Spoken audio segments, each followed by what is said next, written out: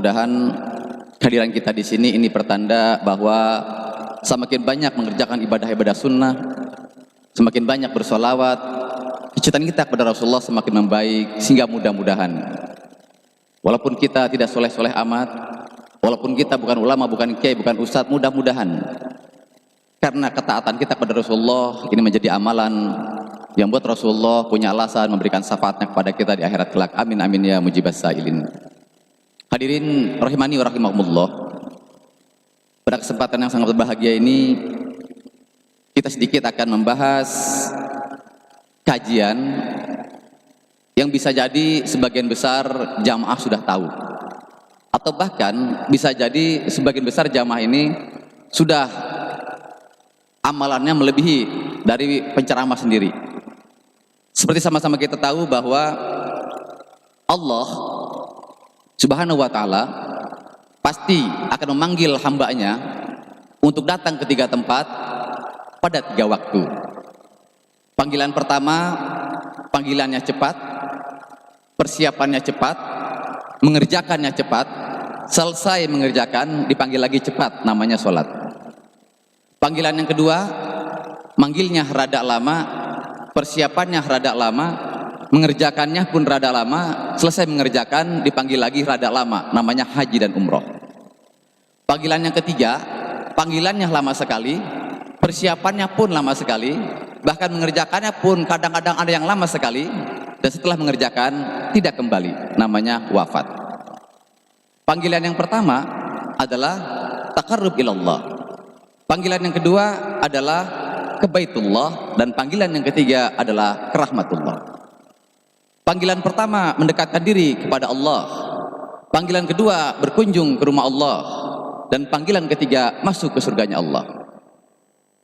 Panggilan pertama setiap waktu, panggilan kedua sewaktu-waktu, panggilan ketiga hanya satu waktu.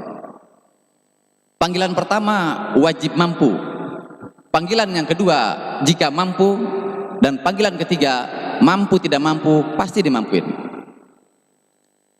Panggilan pertama kalau benar namanya khusyuk, panggilan kedua kalau benar namanya mabrur, panggilan ketiga kalau benar namanya husnul khatimah. Nah, tugas manusia hamba Allah adalah terus menerus sepanjang hidupnya menyempurnakan ketiga panggilan ini. Jadi kehadiran kita di sini ini agar kita mengetahui bahwa setiap kali pulang ngaji, setiap kali mengikuti kajian seperti ini, maka keislaman kita meningkat menjadi keimanan.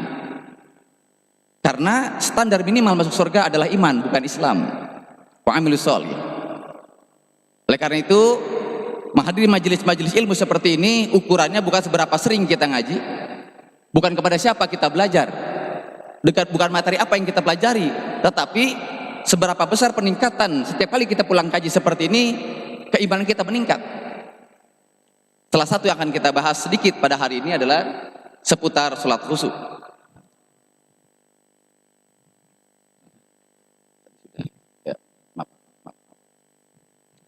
A'udzubillahi minasyaitonirrajim. Bismillahirrahmanirrahim. Qad aflahal mu'minuna allazina hum fi sholatihim khashi'un. Sungguh beruntung orang beriman, yaitu orang-orang yang khusyuk di dalam salatnya. Qala Rasulullah sallallahu alaihi wasallam, "Lau khasha'a qalbu hadza, la khasha'at jawarihuhu." Seandainya hati itu khusyuk, seandainya hati orang itu khusyuk, maka pasti khusyuklah seluruh anggota badannya. Babirmatullah, ini nama saya, bagi yang belum kenal, nama saya Bakhren Suryantara. Saya tinggal di Depok aslinya. Cuma mertua saya orang Pasar Rebo, jadi kalau ada acara seperti ini saya tidur di Pasar Rebo. Semalam kebetulan dari pagi sampai sore sampai malam ada acara di Villa Kota Bunga di Puncak, jadi saya langsung nyambung kemari. Ini untuk bidang sholat, salah satunya adalah saya murid pertama beliau tahun 2007. Jadi begitu ada pelatihan sholat khusyuk, saya termasuk yang sangat tersinggung dulu. Pertama, saya ini dulu guru agama 20 tahun di SMA Islam Al-Azhar Pondok Labu. Jadi tiba-tiba dapat undangan disuruh mengikuti pelatihan sholat khusyuk. Guru agama kuliah di IAIN di Al-Azhar Asyafiyah, tiba-tiba diundang pelatihan sholat khusyuk. Saya agak tersinggung sebenarnya, apalagi dipelajari. Yang lebih tersinggung lagi karena waktu itu bayar 1.250.000. Udah pelatihannya sholat, ngerjakan sejak kecil, guru agama, kuliah di IAIN, suruh bayar. Semakin tersinggung. Tetapi akhirnya karena saya dibiayai sama orang lain, sama bos saya waktu itu, saya almarhum Bapak Pustanil Arifin di Alizar Pondok Labu, saya ikut. Tapi hari pertama saya ikut mengatakan, untung saya ikut.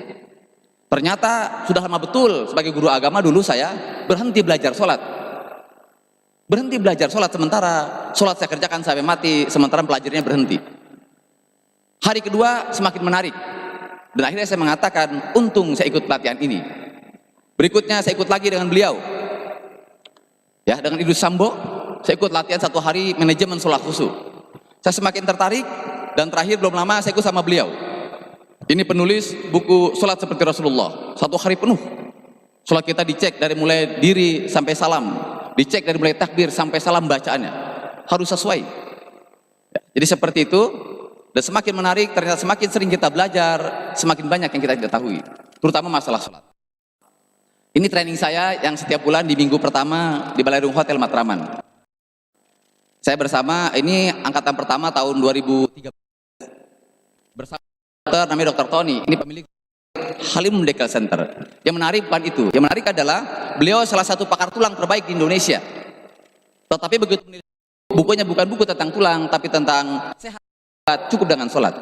Jadi kalau Bapak Ibu bahagia datang ke rumah sakit beliau untuk urusan tulang, sakit apapun tulang, maka pasti tidak dikasih obat. Yang pertama, Anda akan diajari bagaimana sholat yang benar, gerakannya dan bacaan. Kalau seminggu Anda belum sembuh, ya itu berarti ada yang dioperasi. Tapi sebagian besar jamaah, sebagian besar pasien itu nggak kembali, karena ternyata semua penyakit tulang bisa disembuhkan dengan bacaan dan gerakan sholat dengan benar. Ya kalau di Jakarta itu sudah sebanyak sekali. Ini buku saya, Pak Firman Allah. Ini buku yang keempat tentang sholat berjamaah, tentang sholat khusyuk. Buku yang pertama romantis bersama Allah. Buku yang kedua tentang buat apa sholat kalau akhlak nggak lebih baik. Buku yang ketiga berjudul Sudah Sholat, Maaf Jangan-Jangan Belum. Ini buku yang keempat terbitan Rumah Sakit Haji, berjudul Perbaiki Sholat Anda Sekarang. Ya, ini hanya untuk saja. Sholat itu sangat berat kecuali bagi orang-orang yang khusyuk. Untuk mencapai sholat sebagai mirajnya dan medium terdekat hamba dengan Allah, sholat mesti didirikan sebagaimana mestinya. Buku ini insya Allah mengajak dan melatih Anda untuk mencapai level itu. Profesor Dr. Haji Nasaruddin Umar MA. Jadi bagi yang berminat saja ini silakan saja. Saya sudah taruh di depan, ada infaknya, taruh saja di sana. Ambil kalau berminat, Rp50.000. Tidak wajib, ya. Buku-buku lain tentu sangat banyak di toko-toko buku yang lain. Baik, kita mulai pelan-pelan. Rahmat Allah. Perbaiki sholat kita sekarang. Ini sebagai pengantar pada hari ini, paradigma baru sholat khusyuk. Sholat penting. Ini sebagian besar umat Islam masih terbalik mengucapkannya. Yang penting sholat. Ada sebagian kita karena sudah merasa hebat, sudah merasa salih, itu kalau sholat terlambat atau tidur malam Isya jam 1 belum sholat, itu belum. Kemudian dia sholat jam 1:30, sholat Isya malam, ditanya sama orang lain, kok baru sholat? Ya, saya gelisah kalau belum sholat. Tapi kenapa jam 2 sholat? Kan yang penting sholat. Jadi ini termasuk orang-orang yang sholatnya di awal waktu. Zuhur di awal waktu asar, asar di awal waktu maghrib, maghrib hampir Isya, Isya jam 2 malam, dan subuhnya nyambung dengan kedua. Di Babir Mayat Allah, yang pertama kali, kalau kita ingin menikmati sensasi cita rasa lezatnya sholat khusyuk, maka paradigma harus dirubah cara berpikir kita. Sholat yang penting. Kalau Rasulullah Shallallahu Alaihi Wasallam, as-salatu imaduddin, faman aqamaha faqad aqamaddin, wa man tarakaha faqad hadamaddin. Salat adalah tiang agama. Barang siapa yang menegakkan salat, maka berarti dia menegakkan agama. Dan barang siapa meninggalkan salat, berarti dia merobohkan agamanya. Hadirin rahimani wa rahimakumullah. Jadi, yang pertama adalah kalau kita sudah salat saja masih jauh dari cukup. Karena kalau kita baru sholat, itu berarti kita baru muslim. Pertanyaan menarik adalah begini. Kalau ada orang seperti kita dewasa, otak sehat, badan jabatan naik pangkat, gaji berlipat, waktu sempat, tapi berikrar sebagai muslim, saya tidak mau sholat. Pertanyaannya, orang ini dosa apa tidak? Ada orang mukhalaf seperti kita, ibu-ibu, bapak-bapak, dengan entengnya ngomong begini, saya tidak mau sholat. Pertanyaannya, orang ini dosa apa tidak? Berdosa apa tidak, Bu? Dosanya dari mana, Bu? Dosa karena baik. Firman Allah, saya ambil contoh begini. Seandainya ada orang berwudu, ya, orang berwudu, nyuci tangannya sempurna, nyuci rambutnya sempurna, kepalanya sempurna, nyuci telinganya sempurna, nyuci kakinya sempurna, bahkan doanya pun pakai nangis setelah wudu, tetapi dia tidak cuci muka. Pertanyaannya, orang ini wudunya sah apa tidak? Kenapa tidak sah, Ibu, Pak? Karena dia meninggalkan satu rukun wudu, yaitu apa? Mencuci muka. Wudunya sah atau tidak, Bu? Tidak sah. Kalau orang wudunya tidak sah, dia dosa pengulang. Kenapa, Pak? Kalau ada orang wudunya tidak sah, dia dosa pengulang. Ngulang, baik. Kalau ada orang sholat, iftitahnya mantap, Al-Fatihahnya luar biasa, suratnya panjang, rukuknya tumanina, sujudnya lama, Assalamualaikum pakai nangis, tetapi dia tidak takbiratul ihram. Pertanyaannya, orang ini sholatnya sah apa tidak? Mengapa tidak sah? Karena dia meninggalkan takbiratul ihram, rukun sholat. Kalau orang sholatnya tidak sah, dia dosa pengulang. Dosa pengulang, Bu? Kalau tidak sah, ngulang. Sepakat? Baik, kalau begitu saya tanya, sholat itu rukun Islam apa bukan? Jadi kalau ada orang muslim meninggalkan satu dari 5 rukun Islam, bagaimana hukumnya? Kan rukun sholat, anggap saja yang 13 kita pakai, rukun sholat 13, yang 12 sempurna, dia hanya meninggalkan yang paling pendek, yaitu takbiratul ihram yang 2 detik, Allahu Akbar, dia tinggalkan. Tadi Bapak Ibu dengan enteng yang mengatakan, walaupun sholat subuh orang ini 40 menit, yang 12 rukunnya sempurna, dia hanya meninggalkan yang 2 detik, yaitu Allahu Akbar, maka kita sepakat tidak sah, karena yang 2 detik itu adalah rukun sholat. Orang yang tidak sah berarti dia mengulang sholat. Lalu kalau ada orang meninggalkan 1 dari 5 rukun Islam, hukumnya apa berarti? Kalau meninggalkan 1 dari 6 rukun wudu, wudunya nggak sah. Meninggalkan 1 dari 13 rukun sholat, sholatnya tidak. Kalau meninggalkan 1 dari 5 rukun Islam, Islamnya? Saya tidak bilang tidak dosa ya Bapak Ibu ya. Orang yang tidak sholat, neraka pasti. Karena apa? Yang sholat saja belum tentu surga. Kita lagi sholat subuh, tiba-tiba ada yang lewat bapak-bapak pakai baju koko, pakai peci, cakep betul. Kita tegur habis sholat subuh, Pak, kenapa Bapak tidak sholat, Pak? Dosa Pak kalau nggak sholat. Jawaban dia enteng sekali, Pak, maaf Pak, saya nggak sholat karena saya bukan muslim. Oh, Bapak bukan muslim, apa agama Pak? Saya agama Nasrani, misalnya mengatakan. Oh maaf Pak, saya kira Bapak muslim kali. Kalau nggak muslim sih nggak apa-apa nggak sholat. Kan begitu. Jadi persoalan meninggalkan sholat bukan persoalan dosa atau tidak dosa, tapi meninggalkan 1 dari 5 rukun Islam. Jadi saya ingin mengatakan, yang pertama adalah, jadi kalau kita hanya sholat, kita baru mengerjakan rukun Islam. Sementara standar minimal masuk surga adalah iman. Illal ladzina amanu wa 'amilus sholihat. Standarnya adalah iman. Aqimus shalah wa atuz zakat, dan dirikanlah sholat dan tunaikanlah zakat. Kalau kita baru sholat, maka itu belum cukup. Kalau kita sholat kita belum kita pahami apa yang kita lakukan. Ya ayyuhallazina amanu la taqrabus shalah wa antum sukara. Janganlah kamu mendekati sholat, kata Allah, dan keadaan mabuk, dalam keadaan tidak mengerti, tidak memahami apa yang kamu lakukan. Jadi sholat saja jauh dari cukup kalau kita belum mengerti apa yang kita lakukan, apa yang kita baca. Ayat seperti ini ada beberapa dalam Al-Quran, redaksinya sama persis. Wala taqrabuz zina, jangan kau dekati zina. Kau dekati zina, neraka tempatmu. Yang kedua, wala taqraba hadhihi syajarah, Adam Hawa, jangan kau dekati pohon itu. Kau dekati pohon itu, dunia tempatmu seperti neraka. Karena bagi orang yang biasa tinggal di surga Bapak Ibu, dipindahkan ke dunia seperti neraka. Karena kenikmatan surga 90%, sedangkan dunia cuma 1%. Jadi sholat saja jauh dari cukup sebagai muslim kalau kita belum mengerti apa yang kita baca. Mengerti saja, memahami saja bacaan sholat kita masih jauh dari cukup. Kenapa? Kalau sholat kita, waktunya, bacaannya, dan gerakannya belum seperti Rasulullah. Sallu kama ra'aitumuni usolli. Kata Rasulullah, sholatlah kalian hanya sebagaimana kalian melihatku sholat saja. Jadi sholat saja belum cukup kalau kita belum memahami apa yang kita lakukan. Memahami saja masih jauh dari cukup kalau sholat yang kita lakukan belum seperti sholatnya Rasulullah SAW. Sholat seperti ini saja waktunya benar, gerakannya benar, bacaannya benar, masih belum cukup. Kenapa belum cukup? Kalau kita belum khusyuk, kalau kita belum mampu menghadirkan hati dalam hati, belum menghadirkan hati dalam sholat kita. A'udzubillahi minasyaitonir rajim. Qad aflahal mu'minuna alladzina hum fi sholatihim khashi'un. Sungguh beruntunglah orang-orang yang beriman yang khusyuk dalam sholatnya. Apakah khusyuk cukup? Belum. Khusyuk saja belum cukup. Mengapa? Kalau kita belum berjamaah, kalau kita belum menghadirkan sholat wajib. A'udzubillahi minasyaitonir rajim. Wa aqimus shalah wa atuz zakah warka'u ma'ar raqiin. Dan dirikanlah sholat, tunaikanlah zakat, dan rukulah bersama orang-orang yang ruku. Berjamaah saja apakah sudah cukup? Masih jauh dari cukup. Berjamaah saja masih jauh dari cukup kalau kita belum. Coba lihat. Kalau belum kita mampu mengajak, memerintahkan seluruh keluarga kita mengerjakan yang sama. A'udzubillahi minasyaitonir rajim. Bismillahirrahmanirrahim. Wa bis-shalah wastabir 'alaiha. La nas'aluka nahnu yarzuq wal 'aqibatu lit-taqwa. Dan perintahkanlah keluargamu yang salat dan sabarlah dalam mengerjakannya. Kami tidak meminta rezeki kepadamu, kata Allah, kamilah yang beri rezeki kepadamu, dan akibat yang terbaik adalah bagi orang-orang yang bertakwa.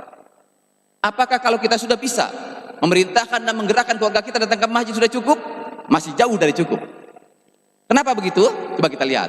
Kalau belum kita pastikan bahwa sholat yang kita kerjakan itu betul-betul mampu mencegah kita dari perbuatan yang keji dan munkar.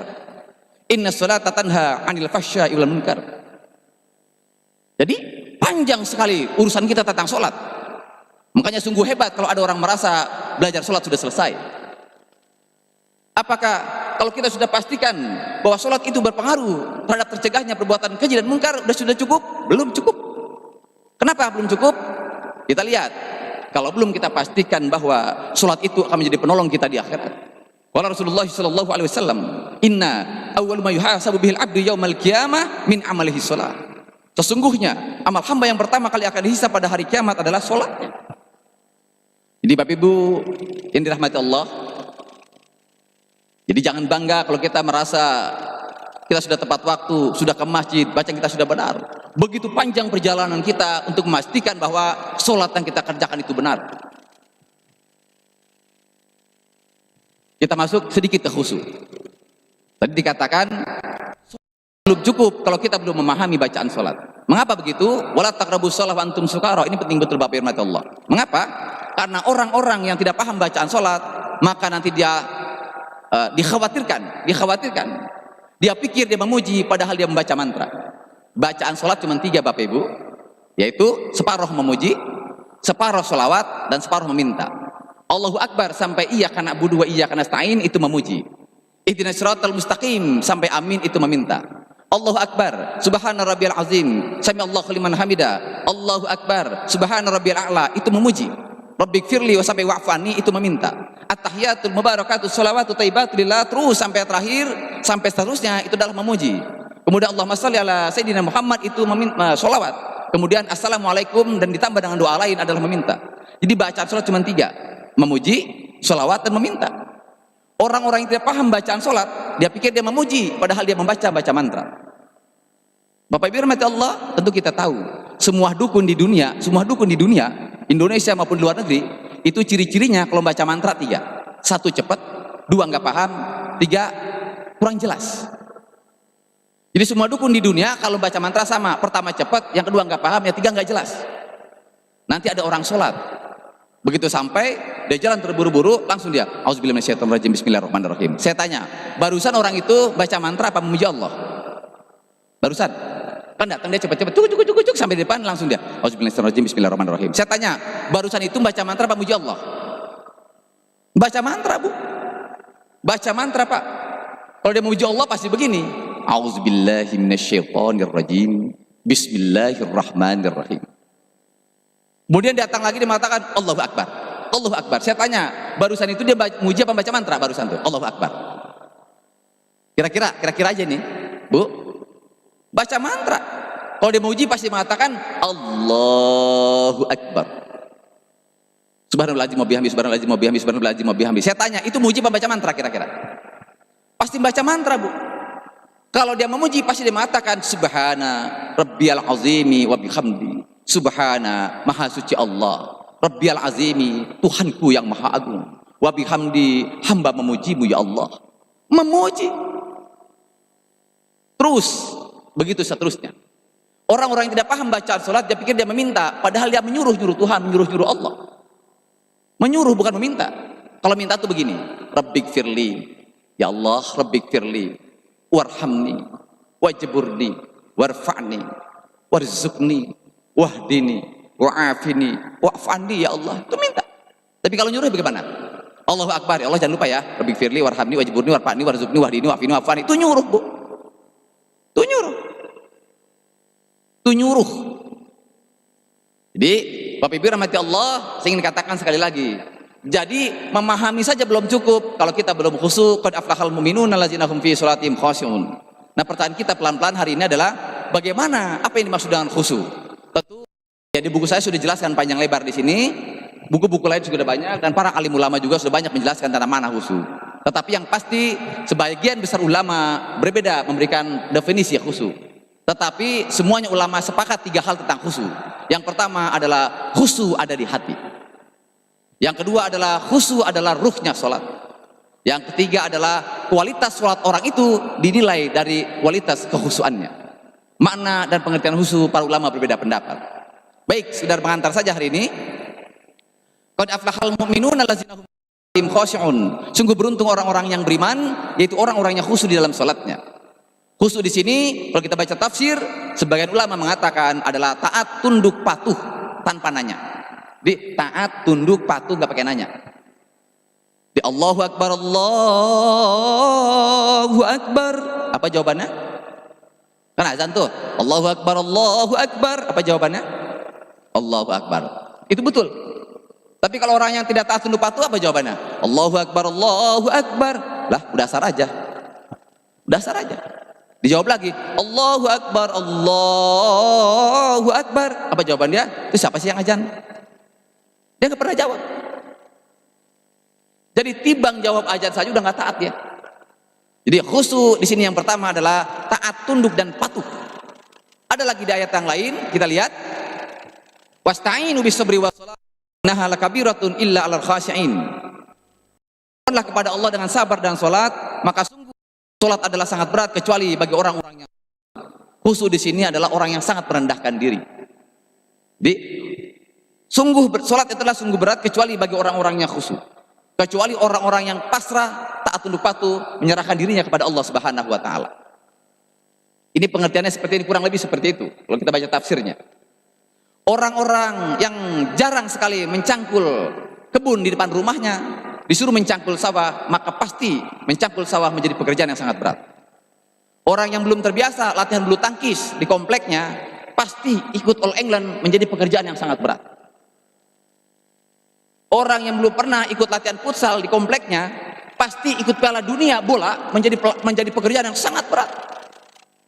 Dan orang-orang yang di luar sholat tidak latihan berzikir kepada Allah, maka pasti mengingat Allah pada saat sholat menjadi pekerjaan yang sangat berat. Aqimis sholata lidzikri, kata Allah, sholatlah kamu hanya untuk ingat aku saja. Jadi saya ingin katakan sekali lagi, orang-orang yang di luar sholat lupa berzikir kepada Allah, enggan berzikir kepada Allah, malas ingat kepada Allah, maka ingat Allah pada saat sholat yang hanya 5-20 menit menjadi pekerjaan yang sangat berat. Kecuali orang-orang yang khusyuk, kecuali orang-orang yang menyerahkan dirinya kepada Allah Subhanahu wa taala, maka dia takut betul kalau sholat yang dilakukan dia tidak memahaminya. Siapa itu orang-orang yang khusyuk? Firman Allah teruskan. Ini dijawab. Siapa yang khusyuk ya Allah? Alladzi yazunnuna annahum mulaqu rabbihim wa annahum ilaihi raji'un. Orang-orang yang khusyuk adalah orang-orang yang ketika sholat dia menyadari betul, dia meyakini bahwa mereka akan menemukannya dan mereka akan kembali kepadanya. Jadi orang-orang yang khusyuk adalah orang-orang yang ketika sholat dia menyadari betul dan sangat meyakini bahwa sholat adalah menghadap Tuhannya. Karena dia meyakini seperti itu, maka waktunya dijaga, gerakannya dijaga, bacaannya dijaga, dan semua sikapnya dijaga. Seandainya insya Allah Ahad depan, ya tanggal berapa tuh? Tanggal 4 insya Allah, semua jamaah Al-Falah insya Allah akan diundang Bapak Presiden ke Istana Negara. Diundang insya Allah jam 2 di Istana Negara. Saya tanya, datangnya kira-kira 2:30 apa 3:30? Diundang Bapak Presiden jam 2 di Istana Negara. warga kompleks ini atau jamaah Al-Falah. Kira-kira Bu datangnya kita ke Istana Negara jam setengah 3 atau setengah 4 ke Istana Negara? Jam 1 udah nyampe. Mengapa? Karena kita menyadari bahwa yang manggil adalah pejabat tinggi, kita orang rendahan. Maka kita takut betul yang manggil itu tersinggung. Itu baru presiden. Tapi kenapa dipanggil Allah yang maha tinggi? Subhana rabbiyal a'la. Dipanggil jam 12 datang setengah 3. Dan tidak merasa berdosa. Tidak merasa bersalah. Jangan sampai kita termasuk orang-orang yang Bapak Ibu, jangan sampai kita termasuk orang-orang yang saking asyiknya menerjemahkan arti usolli pada saat takbir sampai lupa makna Allahu Akbar. Jangan sampai kita termasuk orang-orang yang saking asyiknya menerjemahkan takbir dari akil balik umur 10 tahun sampai 60 tahun sampai lupa arti Allahu Akbar dan nggak tahu arti Allahu Akbar. Jangan sampai kita termasuk orang-orang yang setiap kali sholat yang ditanya Ka'bah. Nanti ada orang-orang tertentu Pak, Bu, setiap kali masuk hotel yang dicari bukan makanan. Pertama masuk hotel langsung dilihat ke langit, ke internet. Apa yang dicari? Mana kiblat. Mana kiblat Pak? Penting banget itu. Kalau di internet nggak ketemu mana arah kiblat, dia cari di laci. Siapa tahu ada di laci arah kiblat. Kalau dia temukan semuanya, maka dia berupaya bertanya, ya, sama OB, di mana arah kiblat. Dan tidak ada OB, ternyata sepi. Akhirnya dia sholat menduga-duga. Setelah dia sholat, begitu assalamualaikum, OB masuk. OB ngasih tahu, Pak, maaf Pak, Bapak kiblatnya kurang lurus.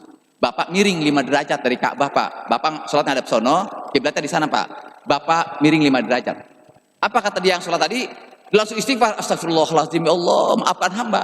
Karena badan hamba miring 5 derajat dari Ka'bah.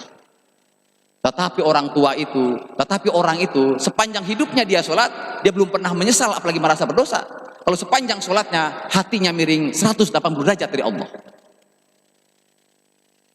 Innani anallah, la ilaha illa ana, fa'budni, aqimis sholata li dzikri. Kata Allah, sholatlah kamu, hanya ingat aku saja. Tetapi orang itu nggak pernah merasa menyesal apalagi berdosa.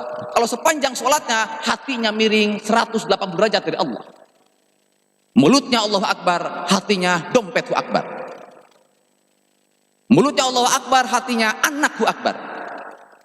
Mulutnya Allahu Akbar, hatinya suamiku akbar. Ketika imam baca Al-Fatihah, hatinya berimajinasi lihat.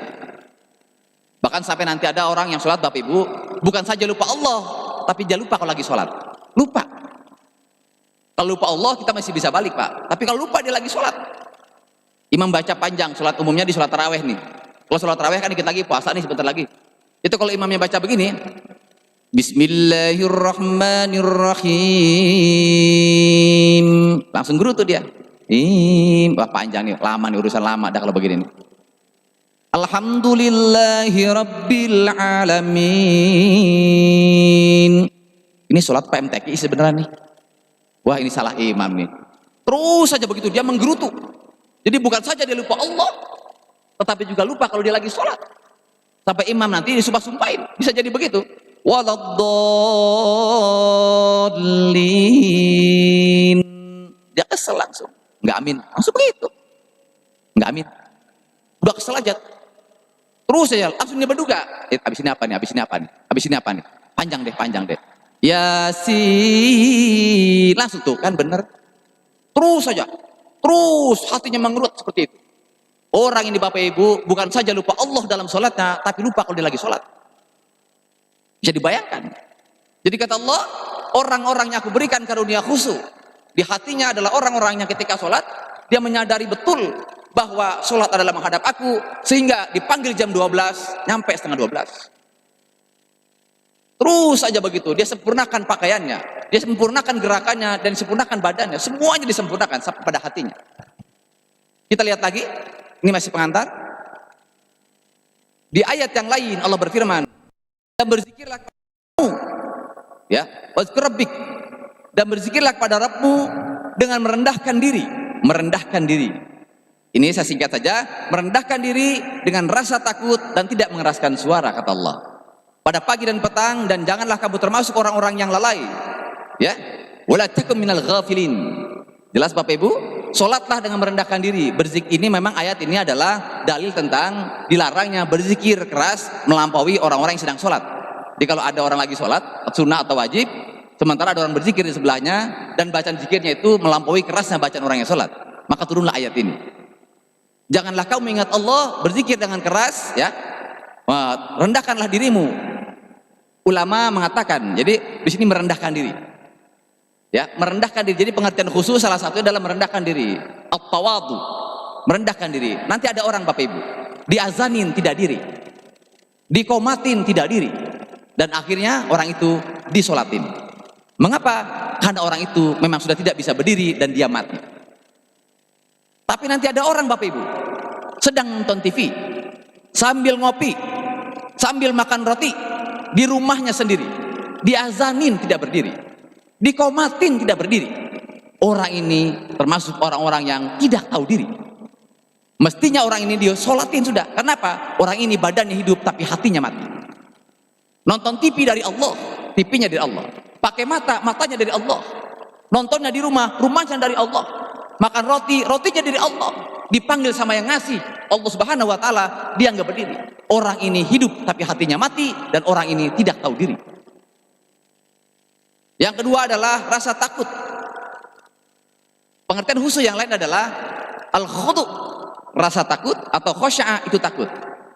Takut anjing kita lari, takut orang gila kita ngumpet, takut Allah kita, takut anjing kita lari, takut orang gila kita ngumpet, takut Allah kita mendekat. Takut anjing takut digigit, takut orang gila takut dipukul, takut Allah takut apa Bu? Pak? Takut anjing takut digigit, takut orang gila takut dipukul. Kalau sekarang bukan dipukul lagi Pak, dibacok orang gila, karena lagi rame orang gila bacok ya. Takut orang gila takut dibacok, takut Allah takut apa? Takut kehilangan rahmatnya. Karena manusia tidak mungkin masuk surga kecuali dua. Yang pertama karena rahmat Allah, yang kedua karena punya orang dalam. Penghuni surga cuma dua. Yang pertama karena rahmat Allah, yang kedua karena punya orang dalam. Siapa orang dalam kita Bu?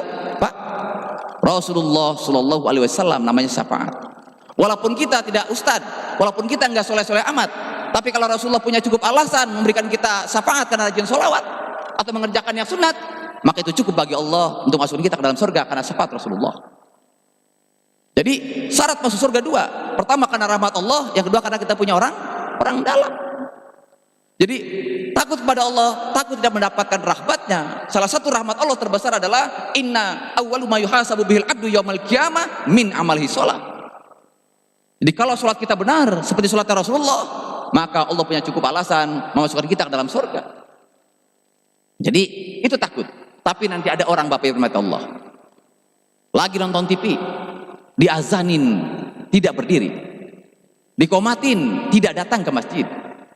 Orang ini tidak ada takut-takutnya. Jadi kalau ada orang muslim diazanin tidak ke masjid, dikomatin tidak ke masjid, maka orang ini berani kepada manusia, tetapi dia tidak ada takut-takutnya kepada Allah. Yang ketiga adalah dikatakan di sini dengan tidak mengeraskan suara.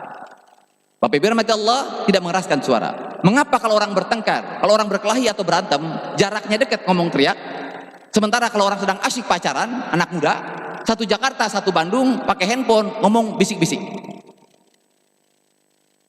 Mengapa kalau orang bertengkar, jaraknya cuma 1 meter, ngomong teriak? Emang kalau pelan-pelan gak denger? Kan denger kan? Tapi kenapa kalau orang lagi asyik pacaran, satu Jakarta, satu Bandung, pakai handphone, ngomong pelan banget, bisik-bisik kalau lagi asyik? Mengapa Bapak Ibu? Karena orang-orang yang sedang bertengkar, badannya dekat tetapi hatinya sangat jauh, maka dia berteriak menyuarakan suara hatinya. Sedangkan orang yang lagi asyik pacaran, anak muda, mengapa jaraknya jauh tapi ngomongnya pelan? Karena orang itu badannya jauh tapi hatinya sangat dekat, maka dia hanya butuh berbisik. Sedekat-dekatnya hamba kepada Allah adalah ketika dia sholat. Mengapa Anda berteriak-teriak pada saat sholat? Jadi pengertian khusus di sini ulama berpendapat yang pertama adalah at-tawadhu, yaitu merendahkan diri serendah-rendahnya supaya kita tahu diri. Yang kedua adalah rasa takut yang sempurna agar kita taat tunduk patuh kepadanya. Dan yang ketiga adalah ada sebagian ulama mengatakan khusyuk itu artinya asyik. Khusyuk itu bahasa Indonesianya asyik. Kalau ada bapak-bapak asyik mancing karena hobinya mancing, dia asyik mancing. 4 jam mancing gak dapat, makan gak pengen, tidur gak pengen, minum gak mau, dipanggil marah. Dan orang-orang ramai bicara, dia nggak terganggu. Mengapa begitu? 4 jam kuat? Karena lagi asyik. Mengapa dia asyik? Karena setannya ikut mancing. Mengapa dia asyik? Karena dia tahu 3 hal. 1, dia mancing pada waktu yang tepat. Kenapa dia asyik? 2, karena dia kenal betul bahwa di empang itu adalah memang banyak ikannya. Apa yang ketiga? Dia tahu persis bagaimana caranya mancing. Coba Bapak Ibu iseng-iseng mancing. Waktunya, cara mancingnya benar, empangnya benar, tapi mancingnya nggak tepat. Jam 2 malam, nggak ada lampu, nggak ada listrik. Bisa dibayangkan? Atau waktunya tepat, mancingnya pagi-pagi, lagi banyak-banyak ikan. Kemudian empangnya pun tepat, tapi caranya nggak benar. Bukan pakai pancing, pakai tali rapia misalnya. Tetap tidak khusyuk, dia tidak asik. Yang kedua, ada bapak-bapak nonton bola, final juara dunia, jam 2 malam. Kira-kira kalau Piala Dunia jam 2 malam, bangunnya setengah 3 atau setengah 4, Bu? Bapak-bapak tuh yang nonton bola yang asik. Setengah 2 sudah nungguin. Bu. Akhirnya nonton bola 2 jam. Sangat asik. Mengapa dia asik? Karena 3. 1, nontonnya tepat waktu. Coba kalau nonton Piala Dunia final jam 2, dia baru bangun setengah 3. Wah, penyesalan minta ampun itu. Pasti nggak asik. Yang kedua apa? Yang kedua dia kenal betul siapa pemainnya. Coba kalau nonton bola nggak ada yang dikenal. Ini orang mana? Ini pada begini modelnya ya. Tapi kalau dia kenal, walaupun dia bukan saudaranya, bukan ponakan, ada Ronaldo dan sebagainya, dia asik. Padahal Ronaldo sama sekali nggak kenal dia. Tapi asik. Yang ketiga apa? Cara nontonnya benar, TV-nya benar. Yang keempat apa tadi? Mengapa nonton bola asik? Karena setan ikut nonton bola. Pertanyaannya, mengapa sholat baru takbiratul ihram langsung gak asik? Yang pertama tentu karena setan nggak sholat. Kalau mancing, setan ikut mancing. Kalau nonton bola, setan nonton bola. Kalau sholat, nggak sholat. Yang godain kita yang pertama. Yang kedua, kenapa nggak asik? Karena waktunya sholat nggak tepat. Nonton bola saja Pak yang nggak ada pahalanya Pak. Kalau nggak tepat waktu, nggak asik Pak. Kalau nggak percaya. Nonton bola kan nggak ada pahalanya, itu bahkan dosa mungkin. Itu kalau datangnya nggak tepat waktu, nggak asik Pak di hati. Kenapa yang ketiga nggak asik, nggak khusyuk sholat? Jadi yang pertama tadi setannya nggak sholat. Yang kedua adalah waktunya nggak tepat. Apa yang ketiga? Karena kita nggak kenal siapa yang kita hadapi ketika sholat. Mengapa nonton bola asik Pak? Walaupun TV-nya kecil, di atas pohon asem. Zaman dulu waktu kita kecil Pak nonton TV itu kampung saya itu Pak di Gondrong Petir namanya Pak, di Ustadz Mansur kampung saya itu kalau nonton TV-nya 12 in hitam putih. Zaman dulu Pak adanya bulan puasa melulu kan. Karena TV cuma 1, orang sekampung ditaruh di atas genteng, dikasih payung. Kecil, kenapa bahagia? Karena ada Romaniga dari Jerman atau dari Polandia dan sebagainya, kita kenal betul. Padahal dia nggak kenal kita. Walaupun TV-nya kecil Pak, tapi kalau kita kenal betul sama pemainnya, kita bahagia. Bagaimana mungkin ada orang sholatnya asyik, sementara dia tidak kenal betul kepada siapa dia menghadap? Kenapa dia asyik orang sholat? Kenapa tidak asyik? Karena yang keempat adalah dia tidak tahu, tidak paham bagaimana caranya sholat. Pak, kalau orang itu nggak paham cara main bola Pak, nonton bola siapapun yang main pasti nggak asik Pak kalau nggak percaya. Ibu ya nonton drama sinetron atau apapun acara, kalau acara kita nggak ngerti pasti nggak asik. Jadi 4 paling tidak. Yang pertama adalah setan nggak sholat. Yang kedua, sholatnya di tepat waktu. Yang ketiga, apa yang ketiga tadi? Kita tidak kenal betul siapa yang kita hadapi. Apa yang keempat? Karena kita tahu persis bagaimana cara sholat yang benar. Jadi, Bapak Allah, para ulama berkomentar bahwa khusyuk pengertiannya sedang 3. Yang pertama adalah at-tawadu, yang kedua adalah al-khudu, yang ketiga adalah asyik. Ya, asyik itu artinya menikmati sensasi cita rasa lezatnya sholat. Maka la khasha'a qalbu hadza, ya. La khashat jawarihuhu. La khashat jawarihuhu, kata Rasulullah, seandainya hati orang itu khusyuk maka pasti khusyuklah seluruh anggota badannya. Nah, dari sini kita bisa lihat Bapak Ibu, jadi bukan tertawa yang membuat hati orang bahagia, tapi hati yang bahagialah yang membuat orang tertawa terbahak-bahak walaupun yang lain nangis. Bukan mata menangis yang membuat hati orang itu takut, tapi hati yang takutlah, hati yang gelisahlah yang membuat orang itu menangis. Jadi bukan waktu, gerakan dan bacaan yang benar dalam sholat yang membuat hati orang itu khusyuk, membuat hati orang itu takut, Tetapi hati yang takutlah yang buat orang itu sholatnya, waktunya benar, bacaannya benar, dan gerakannya benar. Jadi khusyuk adalah sensasi. Khusyuk itu bukan konsentrasi. Dia khusyuk bukan begini. Begitu sholat langsung matiin lampu, pasang AC, kasih pewangi, terus memanjang-manjangkan takbir. Karena saya katakan tadi, bukan tertawa yang buat hati orang bahagia, tapi hati yang bahagialah yang buat orang tertawa. Bukan gerakan bacaan dan waktu yang benar sholat orang itu yang buat hati orang itu takut kepada Allah, tapi hati yang takutlah yang buat orang itu sholatnya, waktunya benar, bacaannya benar, dan gerakannya benar. Jadi khusyuk seperti rasa bahagia, khusyuk seperti rasa yang lain. Apabila syarat-syaratnya terpenuhi, maka khusyuk itu menjadi milik kita. Jadi khusyuk itu bukan dicari, tapi khusyuk terberi. Khusyuk itu adalah bukan konsentrasi, tetapi khusyuk adalah sensasi atau cita rasa dari sikap dan cara sholat kita yang benar. Dari niat, sikap, dan cara sholat kita yang benar, maka khusyuk adalah terberi dari Allah Subhanahu wa Ta'ala. Ini bukan dibuat-buat. Sedikit lagi, karena pengantarnya saja. Jadi saya langsung kemari. Setidak-tidaknya ini materi kita yang terakhir saja. 3 langkah memperbaiki sholat kita. Saya cepat di sini, Bapak Ibu Allah. Yang pertama, ini langkah pertama. Kita langkah pertama, nanti bisa latihan di rumah. Yang pertama adalah kalau kita merasa sholat kita sebelum khusyuk Rasulullah, sholat kita merasa belum lebih baik dari sholatnya sahabat, bahkan kita merasa sholat kita belum sebaik ya para ustadz yang ada di sini, maka langkah pertama adalah janganlah kita sholat seperti orang munafik. Itu gampangnya. Jadi kalau kita merasa ustadz bukan, kiai bukan, ulama bukan, sholat kita belum sekhusyuk Rasulullah, sholat kita belum sebaik para sahabat, sholat kita belum sebaik para salafus saleh, dan bahkan sholat kita belum kita merasa sebaik para ustadz yang ada di sini, maka satu jangan kerjakan, jangan turun dari situ. Itu apa? Jangan sholat seperti sholatnya orang-orang munafik. Tadi sudah katakan di awal bahwa orang-orang yang berdosa bukan orang-orang yang tidak sholat, tetapi orang-orang yang fawailul lil musallin alladzina hum fi salatihim khashi'un, yaitu fi salatihim sahun, yaitu orang-orang yang celaka dalam sholatnya adalah mereka-mereka yang lalai dalam sholatnya, bukan yang tidak sholat. Mari kita lihat, Pak, ini pelatihan pertama saja kita kerjakan pada hari ini, mudah-mudahan bisa dipraktekkan di rumah. Saya ulangi sekali lagi, Bapak Ibu rahmati Allah, kalau kita merasa sholat kita belum sebaik Rasulullah, para sahabat salafus saleh, dan orang-orang saleh di kita, maka yang pertama, jangan kerjakan sholat seperti sholatnya orang-orang munafik. Sesungguhnya ada orang yang sholat 60 tahun namun sholatnya tidak terima ya. Kemudian tanya kepada Abu Hurairah, kenapa begitu wahai sahabat Rasulullah, bagaimana terjadi orang sholat 60 tahun tapi sholatnya tidak terima? Abu Hurairah mengatakan, ia menyempurnakan rukunya tapi tidak menyempurnakan sujudnya, ia menyempurnakan dan tidak menyempurnakan rukunya. Pada hadis lain dikatakan bahwa karena orang itu rukunya tidak sempurna, sujudnya tidak sempurna, dirinya tidak sempurna, dan hatinya kemana-mana. Ya, dalam hadis yang lain diceritakan begitu. Ini yang pertama. Yang kedua kita lihat, inilah ancaman bagi orang-orang munafik kata Rasulullah Taala dalam surat At-Taubah. Saya langsung kemari. Yang pertama, ciri orang munafik sholat ada 7. Yang pertama adalah malas mengerjakan sholat.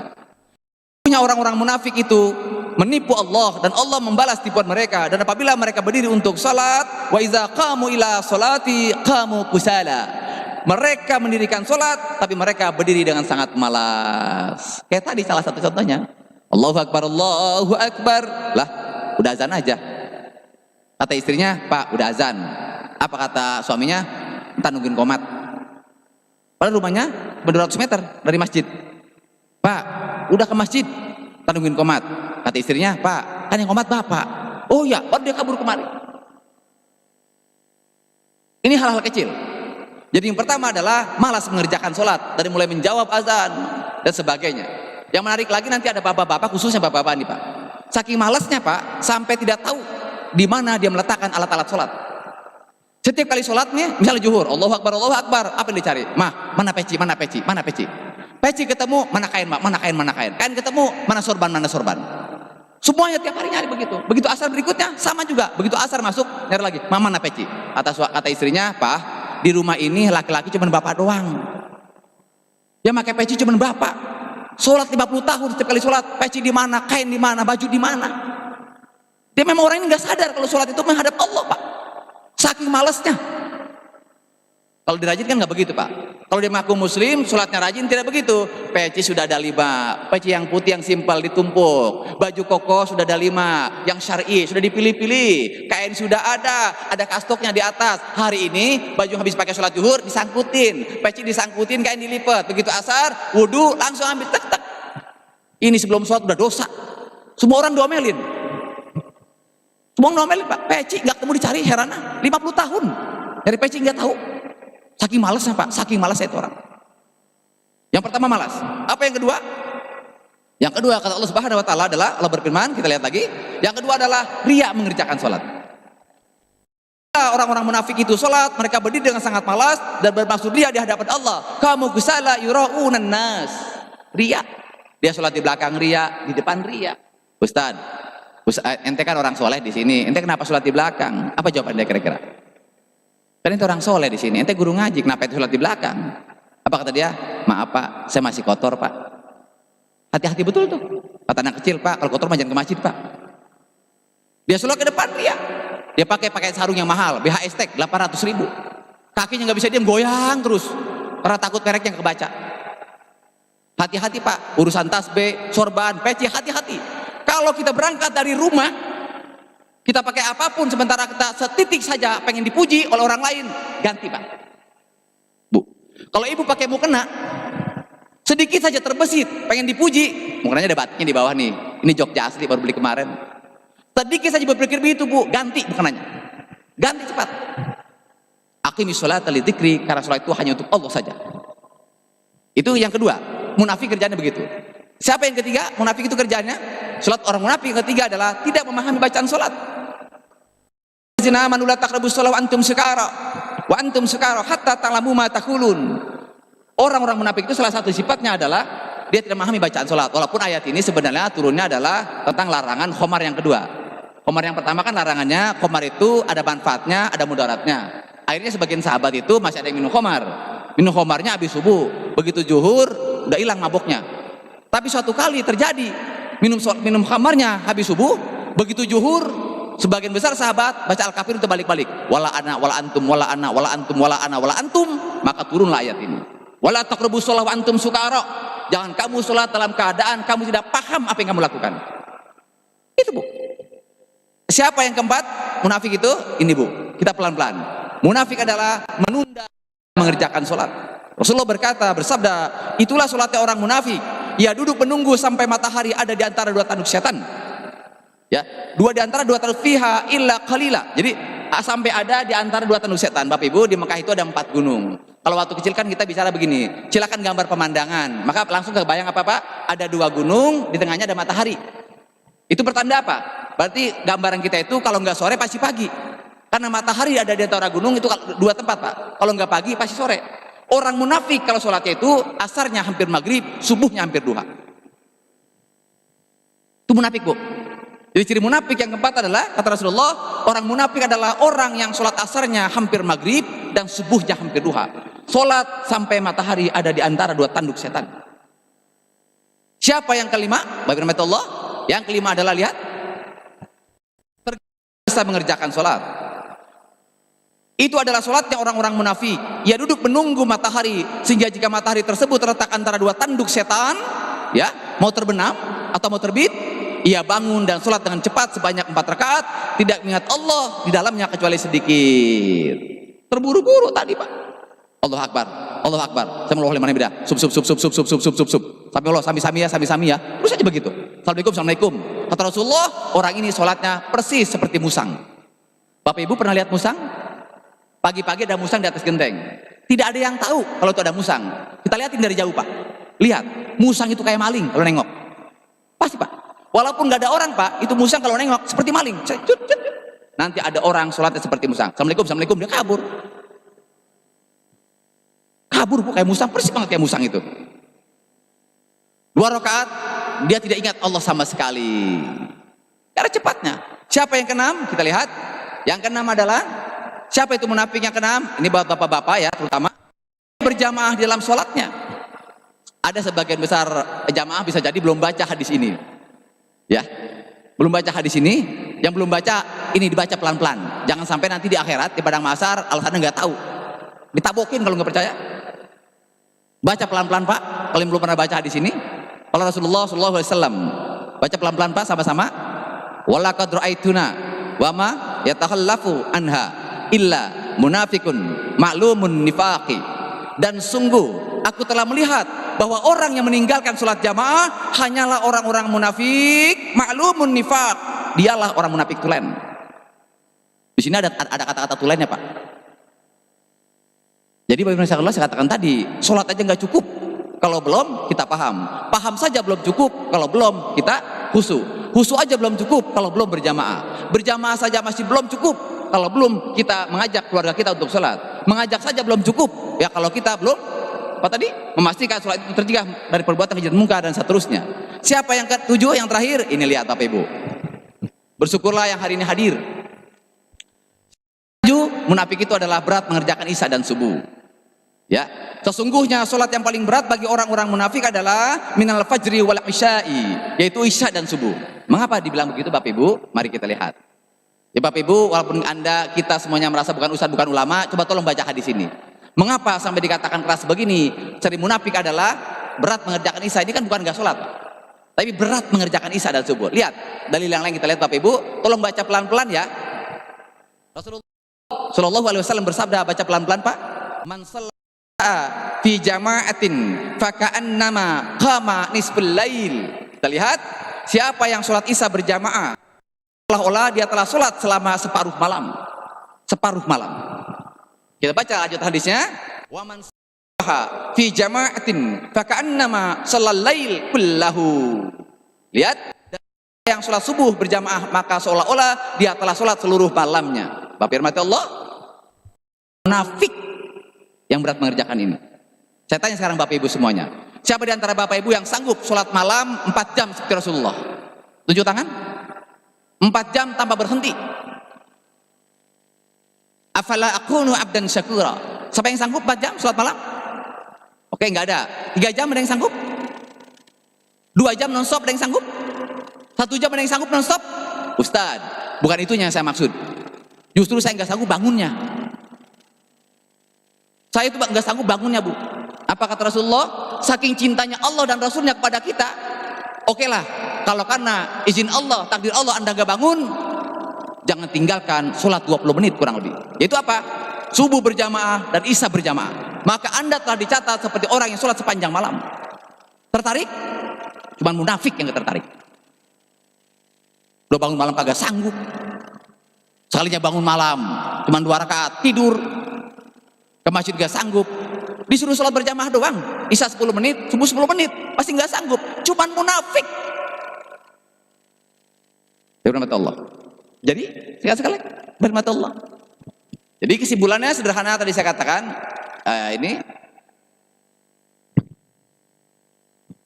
Jadi saya katakan sekali lagi Bapak firman Allah bahwa kalau kita merasa, saya ulangi, kalau kita merasa ustadz bukan, kiai bukan, ulama bukan, ya, maka jangan lakukan sholat seperti sholatnya orang-orang munafik. Ini dia kesimpulan kita. Jadi untuk pertama, karena hanya waktu sangat pendek, jadi saya ulangi lagi, kalau kita merasa sholat kita belum sebaik sholat Rasulullah, belum sebaik sholat para sahabat, bahkan sebelum baik seperti sholat salafus saleh, bahkan ustadz di kampung kita, maka pastikan jangan seperti sholatnya orang munafik. Jadi perbaiki sholat kita sekarang. Ya, Bapak Ibu Allah. Ini bagaimana? Latihan 1, ya. Jadi 1, jangan malas mengerjakan sholat. 2, jangan riya mengerjakan sholat. 3, ya, jangan sampai tidak paham. Yang keempat, jangan menunda-nunda mengerjakan sholat. Yang jangan tergesa-gesa sholat. Yang keenam, jangan sholat sendirian di rumah. Dan yang adalah mengerjakan isya dan subuh. Kerjakan mulai saat ini, bikin grup. Karena kalau nggak bikin grup, pengalaman saya setengah mati. Yang belum pernah baca hadis ini, baca sekarang. Ya, ya, yang belum pernah baca hadis ini, baca sekarang Pak. Ini sebagai penutup hadisnya. Kan baca nanti. Ini dia. Transformasi 40 hari. Maka sungguh sholat itu mencegah pelakunya dari perbuatan keji dan mungkar. Ya Rasul, tetangga saya sholatnya rajin, dia mulainya rajin, tapi mulutnya tak terjaga. Bagaimana ini Rasul? Sholatnya rajin, tapi kalau ngomong menyakiti. Betul begitu? Ya. dia masih sholatnya rajin. Percayalah Anda, kata Rasulullah, kalau orang itu terus memperbaiki sholatnya, maka pasti suatu saat sholat itu akan membuat orang itu jadi baik. Tapi tetangga saya, Ustaz, sholat juga tapi bermaksiat, sholat juga tapi korupsi. Bagaimana ini, Ustaz? Orang itu lebih butuh sholat ketimbang Anda, karena Anda sudah Ustaz. Jadi Anda jangan salahkan Bapak Ibu. Apa punya tetangga itu sholatnya rajin tapi juga nyolong-nyolong juga, sholatnya rajin tapi juga lakukannya maksiat tuh. Kemana sholatnya? Bapak rahmati Allah, orang itu lebih butuh sholat ketimbang kita. Karena apa? Sholatnya butuh dua. Satu, menghapuskan maksiatnya. Yang kedua adalah dia membutuhkan pahalanya dari Allah. Jadi jangan dikucilkan. Tapi Ustadz, bagaimana dengan saya? Kenapa Pak? Itu tetangga saya Pak, sholatnya kagak rajin, sedekahnya kagak rajin, ke masjid apalagi, zikirnya paling males, tapi kaya Pak. Rumahnya 2 tingkat, villa di mana-mana, 1 minggu ke puncak. Saya Pak ke masjid rutin, zikir mah nggak pernah ninggal, yang sunnah aja saya nggak berani ninggal, sedekah mah alhamdulillah, tapi nggak kaya-kaya tuh bab gini aja. Memang begitu qadarullah. Itu orang sholat malas, ngaji malas, sedekah malas, ke masjid apalagi udah kaya. Apalagi kalau dia sedekah rajin, ke musola rajin, ke masjid rajin, sholatnya rajin, zikirnya rajin, pasti lebih kaya. Anda sholat rajin, sedekah rajin, ke masjid rajin, masih miskin. Apalagi kalau Anda nggak sholat, nggak sedekah, nggak rajin, bantu dunia akhirat Anda. Jangan salahkan sholat dengan alasan apapun Bapak Ibu. Karena sholat itu adalah sistem dari Allah. Inna sholata tanha anil fahsya'i wal munkar. Sholat itu pasti akan mencegah pelakunya dari perbuatan keji dan munkar. Jadi jangan dihubung-hubungkan Pak. Ya, sholat adalah tetap kebutuhan kita. Bagaimana transformasinya? Bikin grup mulai hari ini Pak. Kalau sendiri, terutama yang udah pensiun di atas 60 tahun Pak, ya, jangan coba-coba sendirian. Bakalan lewat aja urusan. The law of repetition, keajaiban hukum. Yang belum pernah baca hadis ini, baca sekarang. Kalau enggak, beli bukunya. Sholat berjamaah selama 40 hari. Dari Anas bin Malik, dia berkata bahwa Rasulullah SAW pernah bersabda, Pak, baca pelan-pelan Pak, yang belum pernah baca. Apa ya, Bapak Ibu? Kelihatan Bu? Baca pelan-pelan. Nggak usah keras-keras, tapi baca. Biar kita punya cukup alasan nanti di hadapan Allah dan Rasulnya, bahwa kita pernah suatu saat baca hadis ini. Bukan dengar, baca. Mari kita mulai pelan-pelan Bu. Bapak, man shalla lillahi arba'ina yauman fi jama'atin yudrikut takbiratal ula kutibat lahu bara'atani. Terusin, bara'atun min nari wa bara'atum min nifaqi. Saya baca terjemahannya Bapak Ibu. Siapa yang sholat berjamaah, siapa yang sholat karena Allah. Ingat, 1, siapa yang sholat karena Allah. 2, selama 40 hari nggak boleh putus.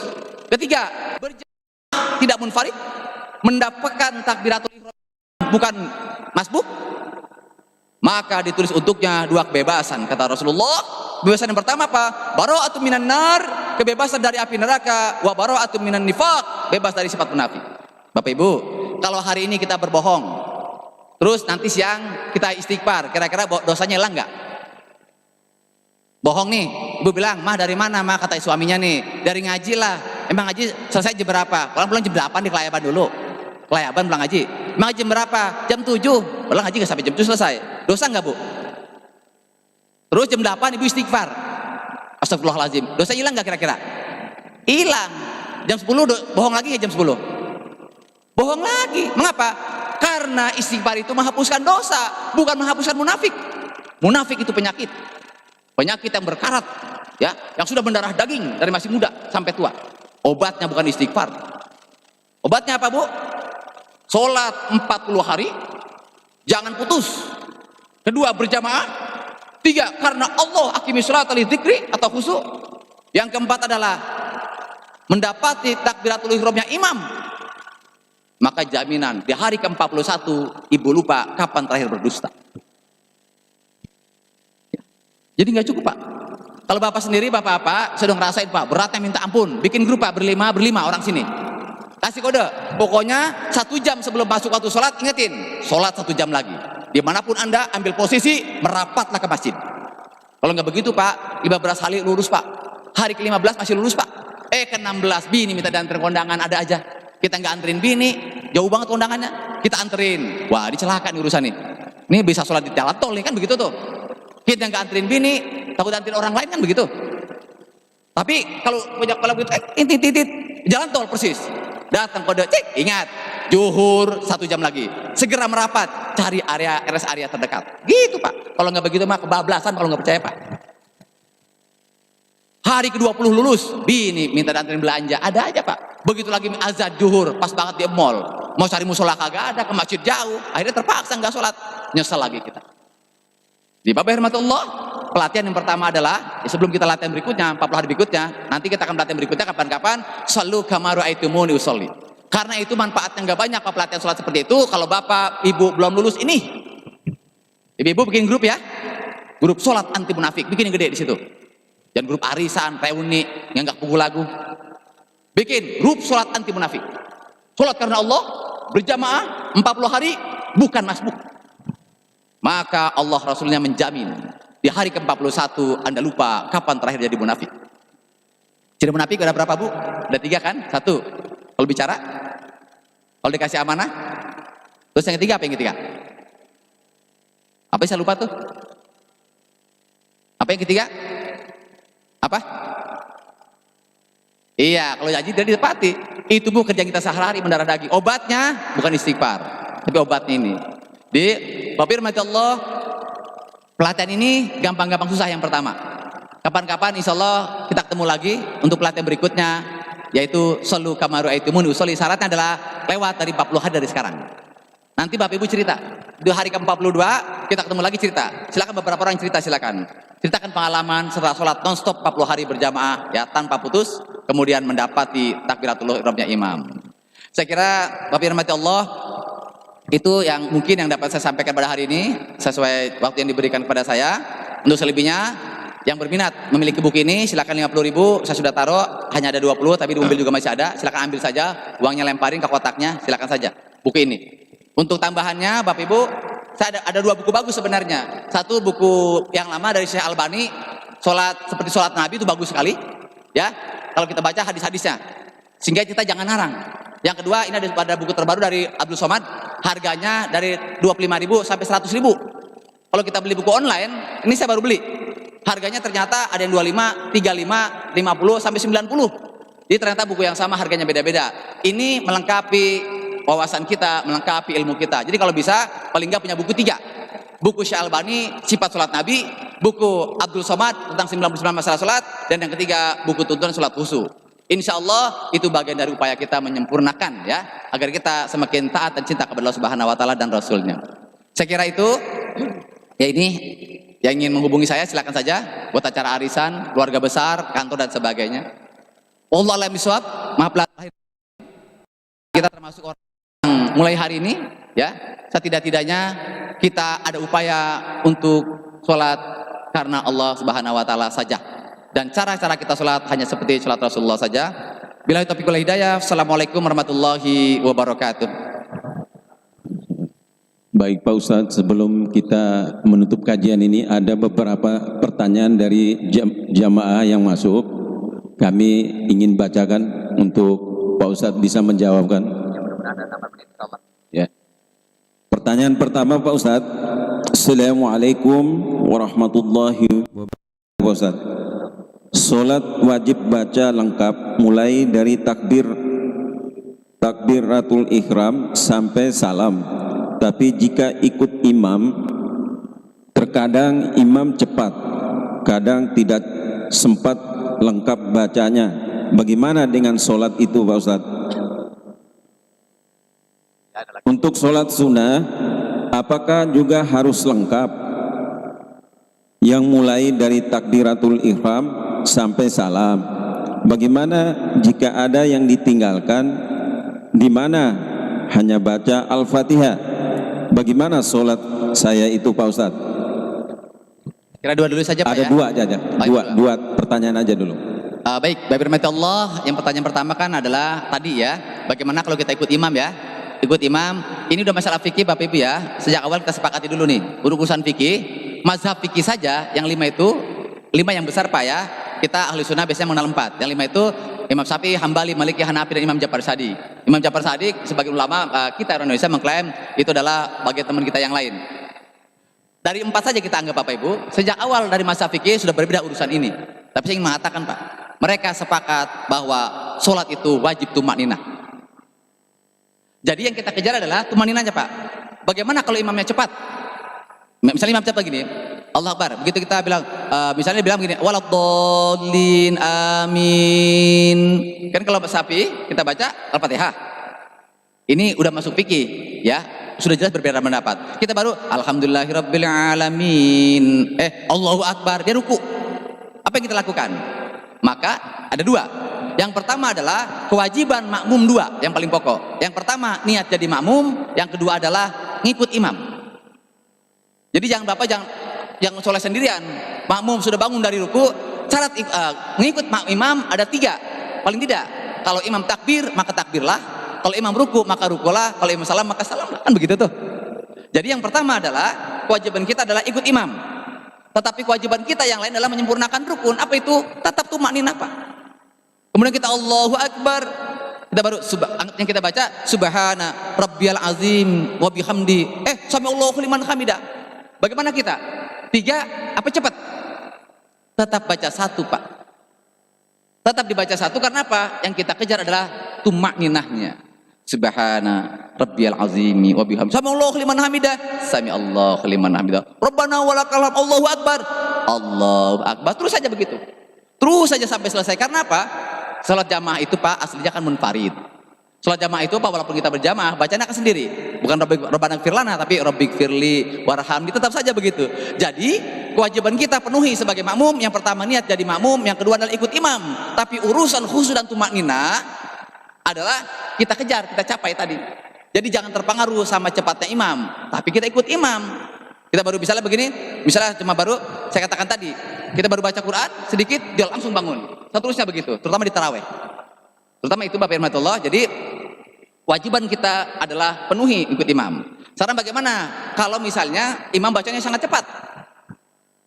Kita nggak paham, bahkan kita nggak pernah dengar ini surat apa yang dibaca. Maka kewajiban kita yang kedua adalah wa idza quri'al Qur'an fastami'u lahu. Maka kewajiban kita tetap adalah menyimaknya. Bagaimana hati kita? Kita main di khusyuk. Sebutlah nama Allah sebanyak-banyak di dalam hatimu. Allah, Allah, Allah. Karena apa? Menerjemahkan nggak bisa, memahami apa lagi, ngikutin nggak paham, nggak bisa. Maka akimi sholat li dzikri, kembali lagi, jangan hilang Allah dalam hatimu sepanjang sholat. Itu yang pertama. Di Bapak Ibu Allah, ini udah masalah fikih, ya. Karena fikih itu adalah bukti ketaatan, sedangkan khusyuk adalah bukti kecintaan. Fikih adalah adab lahir, sedangkan khusyuk adalah adab batin. Di adab lahir, ulama berbeda pendapat, termasuk salah satunya itu. Tapi adab batin, ulama sepakat bahwa khusyuk ada di hati. Khusyuk adalah ruhnya sholat, dan sholat orang kualitasnya berbanding lurus dengan tingkat kekhusyuannya. Kemudian yang kedua tadi apa Pak? Kedua, untuk sholat sunnah, apakah juga harus lengkap? Nah, Yang mulai dari takbiratul ihram sampai salam. Jadi pertanyaannya udah bagus, tapi menurut saya kurang tepat. Karena sholat itu peraturan cuma 1 Pak. Shallu kama ra'aitumuni usolli. Ya, shallu kama ra'aitumuni usolli. Persoalan itu adalah lain. Tapi persoalan dikatakan begini, misalnya dalam kaidah fikih dikatakan bahwa apabila kemampuan kita beribadah berkurang, maka stressing perintah menurun. Tapi bukan kualitas sholatnya Pak. Kalau Anda nggak bisa diri, maka duduk. Jadi kalau kemampuan kita beribadah berkurang karena uzur, maka stressing perintah yang menurun. Kalau Anda nggak bisa diri, maka duduk. Kalau Anda nggak bisa duduk, maka berbaring. Kalau Anda nggak bisa berbaring, maka terlentanglah. Kalau Anda nggak bisa terlentang, maka dengan isyaratlah dengan mata. Kalau mata Anda juga nggak bisa, maka dengan hati. Kalau sampai hati juga nggak bisa, Anda tenang saja, pasti disolatin karena sudah mati. Jadi itu ya Pak. Yang kedua tadi kan dikatakan bahwa bagaimana dengan sholat sunnah? Shallu kama ra'aitumuni usolli, patokan cuma itu. Bahkan kalau kita baca hadis yang sangat panjang, begini, suatu saat para sahabat bertanya sama Ummul Mukminin Siti Aisyah radhiyallahu anha, "Duhai istri Rasulullah, apa yang paling kau kagumi dengan Rasulullah?" Kemudian Siti Aisyah menundukkan kepala dan menitikkan air mata sambil bercerita. Dia mengatakan, "Yang paling aku kagumi dari suamiku adalah setiap malam, bahkan kalau beliau nggak berperang, suatu malam Rasulullah membangunkanku dan berkata, 'Wahai Khumairah, malam ini aku senang betul tidur bersamamu, dan aku sangat senang apabila aku bisa membahagiakanmu malam ini.'" Kata Rasulullah begitu. "Aku senang betul apabila aku bisa membahagiakanku malam ini. Tapi wahai Humairah, izinkan aku menghadap Tuhanku. Apa kata Siti Aisyah radhiyallahu anha? Aisyah berkata, "Ya Rasulullah, aku senang betul bersamamu dan aku senang betul apabila aku bisa menyenangkanmu malam ini. Tapi sanggup mencegah seorang kekasih yang rindu berjumpa dengan kekasihnya." Maka aku melihat Rasulullah sholat berwudu sangat sempurna walaupun dalam keadaan sangat dingin. Rasulullah berdiri sangat sempurna, dirinya sangat lama sambil beliau terus menangis sampai pipinya basah dengan air mata. Setelah itu aku melihat Rasulullah rukunya sangat lama, selama dirinya terus menangis sampai janggutnya basah dengan air mata. Dan aku melihat Rasulullah sujudnya sangat lama, seperti lama diri dan rukunya, sambil terus menangis sampai lantaiku basah dengan air mata. Begitulah salat Rasulullah sampai Bilal memandangkan azan di masjid. Rasulullah kemudian ke masjid, Bilal bertanya, "Ya Rasul, apa lagi yang kau cari ya Rasul? Surga dijamin, dosa nggak mungkin. Kenapa sholat sampai begitu-begitu amat?" Apa jawaban Rasulullah, Bu? "Wahai Bilal, afala akunu abdan syakura." Tidak boleh jika aku termasuk orang-orang yang bersyukur, jadikan sholatnya sebagai bukti puncaknya rasa syukur. Bapak Ibu ketahui, ini sholat sunnah. Ini sholat sunnah Bapak Ibu. Anda jangan tanya sholat wajibnya. Jadi jangan dibalik ya. Jangan dibalik bilang begini, itu kan sholat sunnah. Bukan begitu. Ini sholat sunnah, qiyamul lail. Ya mulai seperti ini Pak, Anda jangan tanya sholat wajibnya. Di pertanyaan tadi nggak salah Pak. Hanya saja, maka kita hanya disuruh menyempurnakan. Rasulullah begini Pak, yaitu kan Nabi Ustadz. Emang kalau Nabi kenapa? Rasulullah itu, ingat, Rasulullah itu pertama apa? Rasulullah itu Nabi dan Rasul. Umatnya banyak, ratusan ribu, 124 ribu di Mekah. Rasulullah itu adalah seorang pemegang kunci Baitul Mal. Rasulullah itu Menteri Keuangan, Direktur BI. Rasulullah itu imam besar 2 masjid Haramain, Makkah dan Madinah. Sibuknya minta ampun Pak. Rasulullah itu regulator bisnis, mengatur bisnis orang-orang Makkah yang ke Syam. Sibuknya minta ampun ngatur dagangan. Rasulullah itu istrinya banyak, 13. Sangat repot ngatur istri juga setelah Khadijah wafat. Rasulullah itu anaknya banyak, 6 dari Khadijah, belum lagi anak yatim. Rasulullah dijamin masuk surga, nggak perlu repot-repot. Rasulullah begitu, sholatnya begitu Bu. Kita siapa kita? Nabi bukan, Rasul bukan, Menteri Keuangan bukan, pemimpin perang bukan, anak cuma 2, udah tua-tua, bini cuma 1, itu pun udah tua. Oh sholat sunnah pakai nanya. Sholat sunnah pakai nanya Pak. Jadi pertanyaan nggak salah Pak. Hanya saja sebaiknya kalau umur di atas 50 tahun hati-hati bertanya seperti itu. Kayak orang yang punya waktu buat sholat itu. Tapi bagus pertanyaan, nggak salah ya, nggak salah. Tapi ingat, hadis ini mengatakan, "Afala akunu abdan syakura." Ini sholat sunnah. Jangan Anda tanya sholat wajibnya. Itu patokan Pak. Jadi maaf lahir batin Bapak Ibu yang bertanya, saya tidak bermaksud menyalahkan pertanyaannya ya Bapak Ibu. Kalau yang nanya Indo usia 50 tahun ke atas, maka pertanyaan bukan begitu. Karena semua sahabat bertanya bukan itu Pak. Sahabat kalau bertanya apa kira-kira Pak? Semua sahabat bertanya, apa amalan yang paling baik? Selalu begitu Pak. Kalau kita kan bukan, Pak. Kalau sholat duha berapa rakaat sih Pak? Ya minimal 2, ya paling banyak 8 lah. Oh jangan 2 boleh, 2 aja dah, begitu. Semua sahabat tanya, berapa? Duha 8, 2 rakaat minta kunci rezeki, 4 rakaat ambil kunci rezeki, 6 rakaat buka pintu rezeki, 8 rakaat bawa pulang rezeki. 2 rakaat ngapain Bu? Minta kunci doang. Jadi jangan tanya duanya Pak. Tahajud berapa rakaat? 11 dengan witir. Kalau 2 boleh nggak? Witir 1 boleh. Itu aja dah. Bukan begitu pertanyaannya. Amal apa yang terbaik? Ya Rasul, kami udah pada tua-tua. Amal kami insya Allah sama rata. Tolong dong Rasul berkomentar. Siapa di antara kami orang yang paling baik? Apa kata Rasul? Khairun nas anfa'uhum linnas. Yang paling baik di antara kalian adalah orang kaya, berharta, yang paling banyak beramalnya. Ya Rasul, kami sekarang udah tua-tua, rata-rata umur kami 60 tahun. Ibadah kami insya Allah hampir sama. Tolong dong ya Rasul, di antara kami yang tua-tua ini siapa yang paling baik kira-kira? Apa aja Rasul? Khairun nas man tala umruhu wa hasuna amalu wa syarrun nas man tala umruhu wa sa'a amalu. Orang yang paling baik di antara kalian adalah orang yang umurnya bertambah tua, baik pula amal perbuatannya, dan orang-orang yang buruk adalah orang-orang yang umurnya tambah tua tapi buruk amal perbuatannya. Kami semuanya hafiz Quran ya Rasul. Baca Quran tadarus insyaallah sebelum puasa khatam. Siapa di antara kami yang paling baik ya Rasul? Apa kata Rasulullah? Khairukum man ta'allamal Qur'ana wa 'allamahu. Orang yang paling baik di antara kalian adalah orang yang membaca Al-Quran, mempelajari Al-Quran, dan mengamalkannya dan mengajarkannya kepada orang lain. Jadi kalau bertanya adalah amalan terbaik apa yang bisa kita lakukan, bukan yang paling kecil. Jadi sekali lagi, kalau yang bertanya itu Bapak Ibu, saya mohon maaf, pertanyaannya benar. Hanya saja karena kita terus ingin meningkatkan dari muslim ke mukmin, maka mulai hari ini bertanyalah apa amalan terbaik yang bisa kita lakukan. Sehingga amal itu pendek berdampak sangat panjang, amalnya kecil berdampak sangat besar, amalnya ringan tapi berdampak sangat berat dalam pandangan Allah dan Rasulnya di akhirat kelak. Sehingga walaupun kita nggak soleh-soleh amat, maka pastikan amal itu menjadi penolong kita. Tidaknya jangan tinggalkan hari ini apa? Pertama membaca apa? Hari ini membaca apa Pak? Sebelum suruk? Habis ini kita suruk? Baca Pak? Man qala subhanallah wa bihamdi.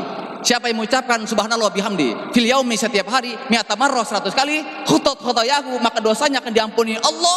Wa in kanat misal zabadil bakhri, walaupun dosa itu sebanyak buih di lautan. Jangan tinggalkan baca subhanallah wa bihamdi 100 kali pagi ini. Setelah itu salat suruklah supaya kita lengkap.